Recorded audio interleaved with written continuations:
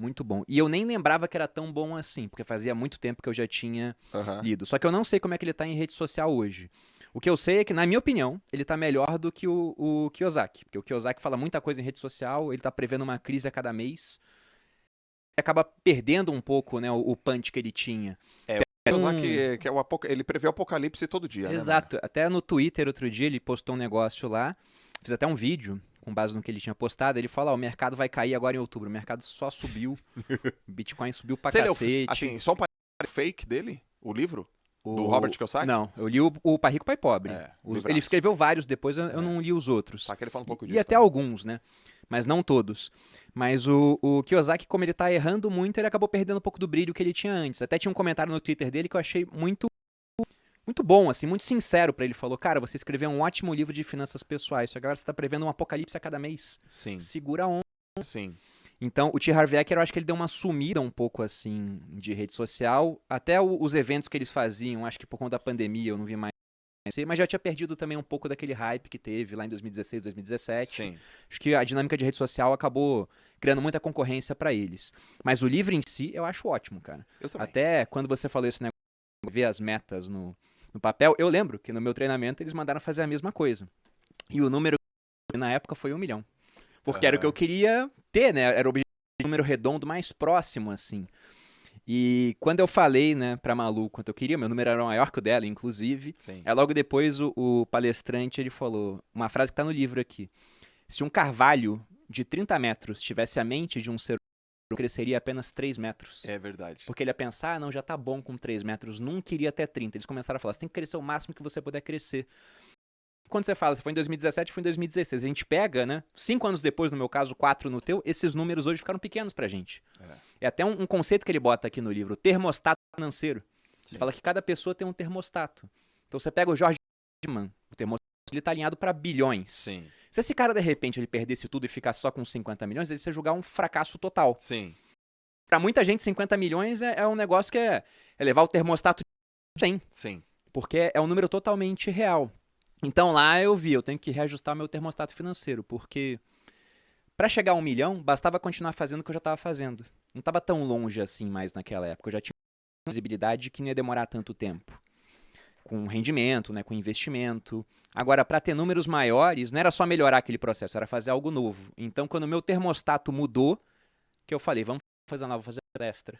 Então Aham. foi ali naquele. Então, cara, pra você foi um livro barra evento de mudança, de transformação, de... Cara, esticou tua mente mesmo. Foi. O Mudança de livro, mindset.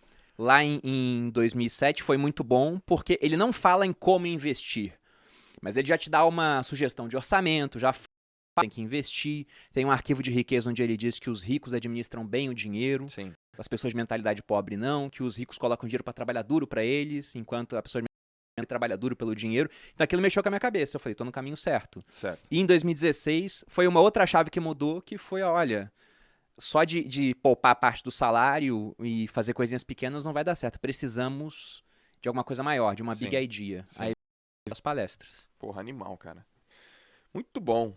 Ó, ele começa lá falando, por exemplo, sei lá, modelo de dinheiro, que é como que você viu a vida, as experiências que você teve na sua infância, as palavras que você fala, as palavras que você ouviu dos seus pais, dos familiares e assim por diante. E aí, ele fala dos 4 quadrantes, que é o seu corpo físico, o seu corpo cognitivo, emocional e espiritual. E ele dá meio que uma formulazinha, né? Que é assim, ó, pensamento gera sentimento, sentimento gera atitude, atitude gera resultado. É muito claro isso no treinamento. Ele começa o livro também falando assim, ó. Não sei se você lembra dessa parte. No dia que você entrar no restaurante, pedir uma comida, não olhar o preço, você tá no caminho. Cara, eu usei isso. Ele até proíbe pedir frango nesse dia, É que é mais verdade, é barato o verdade, frango. é verdade. Eu usei isso. Eu morava na Praia Grande. Eu e a Lalas. Era 2017. E aí tinha uma casa de comida italiana, massa. Eu não bebi. Então foi antes. Já não lembro mais. Já não bebi. Parei de beber em 2016. Mas acho que foi 2017, porque foi quando eu li o livro e tal. 16 para 17. E eu lembro que a gente foi no restaurante e eu falei: vamos pedir. E não olha quanto custa. E eu não lembro quanto a gente pagou, porque já que eu não olhei o preço, também não lembro quanto eu paguei. E ali eu percebi que eu estava no caminho certo. Ele começa o livro falando assim, né? Então, o que você pensa, gera o teu sentimento gera as tuas atitudes, e as tuas atitudes geram o teu resultado. Comenta um pouco sobre isso aí. É bem interessante essa parte do livro nesse começo, né? Inclusive essa fórmula, pensamentos, sentimentos, atitudes, ações terminando em resultado, é muito em dia, todo mundo fala disso. Sim. E eu não sei quem foi o primeiro, mas eu vi esse conceito primeiro, foi com o T. Harv Eker. E ele fala que tudo começa no pensamento. Até quando você foi divulgar o podcast, você falou, as coisas vão acontecer duas vezes, a primeira na cabeça e depois no mundo real. E de fato, e ele fala que a gente tem resultados ruins com o dinheiro porque tem pensamentos e crenças nocivas quanto ao dinheiro. E ele fala que grande parte dessas crenças, elas foram estabelecidas através de 3 coisas.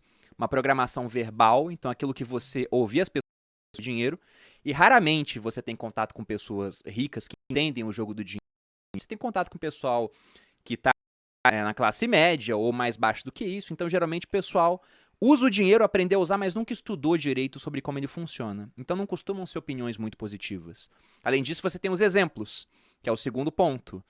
E qual que é o tradicional? Principalmente aqui no Brasil, uma estatística Nacional do Comércio, CNC, ou Confederação Nacional do Comércio, não lembro agora direito, mas falando que 70% das famílias brasileiras estão endividadas. Então, por mais que, vamos supor que a prática verbal fosse positiva quanto a dinheiro, no exemplo, o normal no Brasil, Sim. ou pelo menos o comum, né, não deveria ser o normal, é as pessoas estarem endividadas. E o último ponto é uma experiência específica com grande carga emocional. Ele dá exemplos no livro da mulher dele, que sempre que pedia dinheiro era pro pai porque a mãe nunca tinha. Sim. Aí o arquivo que ela tinha, quem tem homem, né, a mulher não precisa ter dinheiro e toda vez que ela queria alguma coisa pedia pro marido. Sim. E aquilo gerava conflito entre eles. Ele dá o exemplo de uma moça que o pai morreu nos braços por questão financeira. A moça virou enfermeira, talvez